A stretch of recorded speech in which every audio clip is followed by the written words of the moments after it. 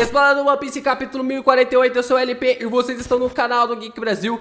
E hoje nós vamos falar sobre o terror de 20 anos com Orochi, né? Vamos destrinchar um pouquinho mais porque eu acredito que finalmente esse desgraçado morreu. Vamos falar um pouquinho do Orochi aqui no Explanando pra, eu acredito, nunca mais falar sobre ele aqui no canal.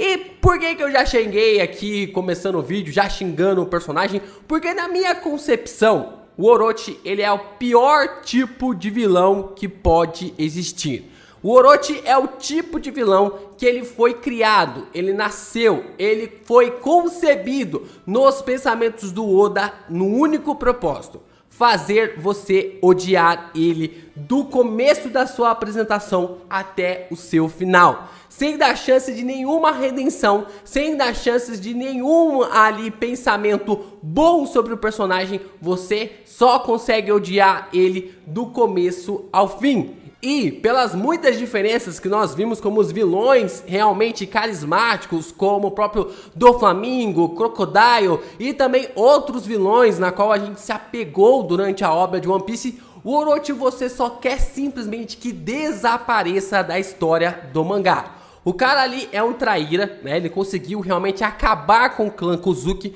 que por mais que tivesse toda uma diferença entre suas famílias, eles aceitaram ali o Orochi. Praticamente o pai do Oden aceitou o Orochi como se fosse um próprio filho e acabou criando ele ali debaixo de suas asas. E mesmo assim ele acabou traindo. Ele é covarde, ele não consegue lidar com seus próprios problemas e sempre tem que correr para debaixo da saia de alguma pessoa, de algum ninja, de algum samurai que ficou do seu lado, porque ele não consegue lidar com suas próprias consequências.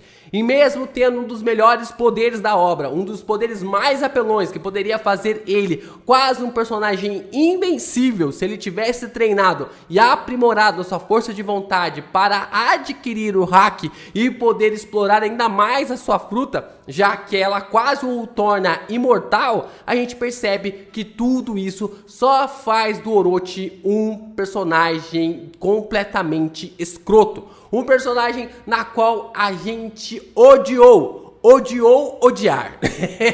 Porque tem vilão que a gente ama odiar, mas ali o Orochi a gente odiou odiar o ódio, né? Nessa construção realmente como o Oda apresentou para nós.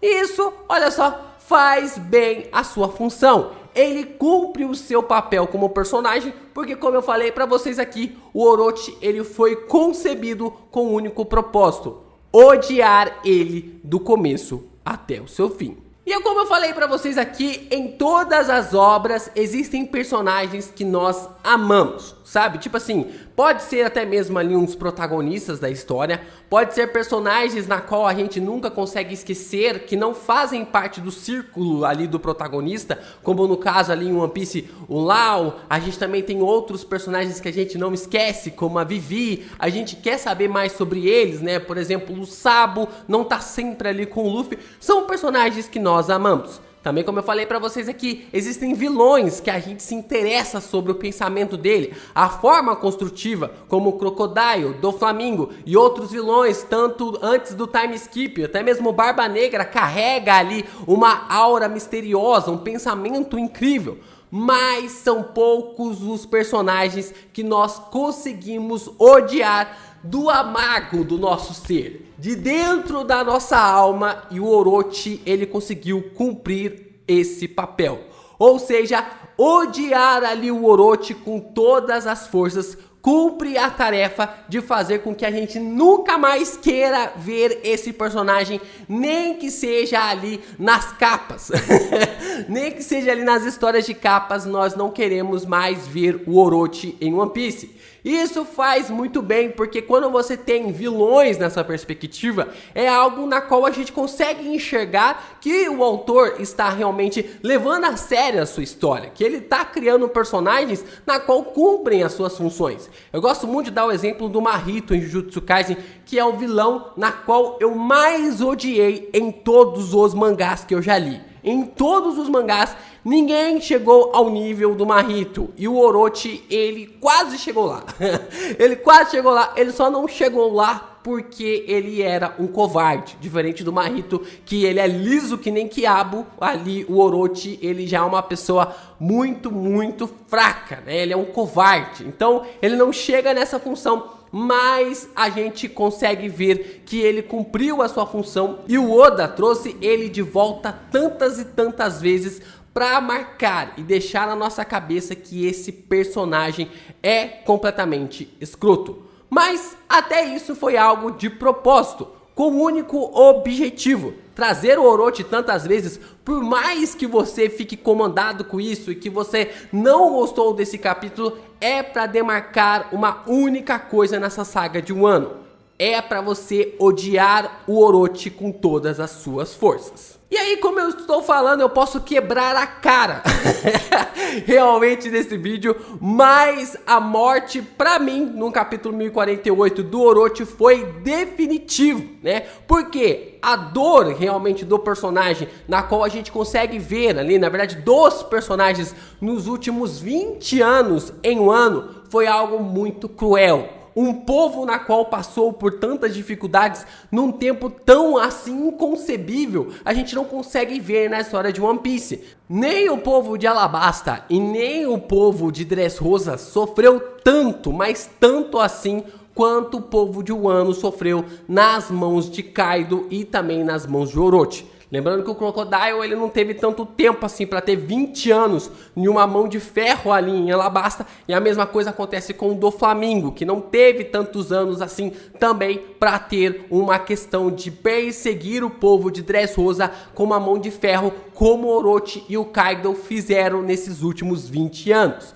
E nas mãos ali do Denjiro e também na Hiyori, a morte ali do Orochi foi completamente poético, porque eles juntos ali com o Kawamatsu viveram o caos desse inferno chamado de Wano nos últimos 20 anos. O povo desse país passou por tudo, gente. Passou por escravidão, passou por fome, passou por sede, passou por todas as desgraças possíveis que um governo opressor pode fazer ali em uma história fictícia. E a gente consegue saber isso através do universo de One Piece, de uma forma como o Kaido e o Orochi, eles precisavam ser subjugados. E a morte do Orochi demarca toda essa dor durante esses últimos 20 anos. O que justifica, se você sente o ódio da Hiyori esvaindo ali dos seus olhos, nesse capítulo você consegue ter completamente o entendimento ali do porquê que o Orochi precisa ser morto, precisa estar morto de uma forma definitiva a partir deste capítulo, enquanto Denjiro o mata como se não fosse nada, mostrando ali que o personagem, ele era a definição da escrotidão, que sem ali o Kaido ou qualquer outro guarda-costa, o Orochi não passava de um nada. Isso nós temos a figura do desespero, que é a representação do Orochi. Do outro lado nós temos a representação da esperança. E nós temos isso carregado pela grande mão do Luffy, que está vindo na direção do Kaido. Na minha concepção, o Luffy, ele é um dos melhores protagonistas do universo dos mangás. E claro, né, indo um pouco mais além, na minha visão, o Luffy, ele é o melhor protagonista de uma forma muito construída.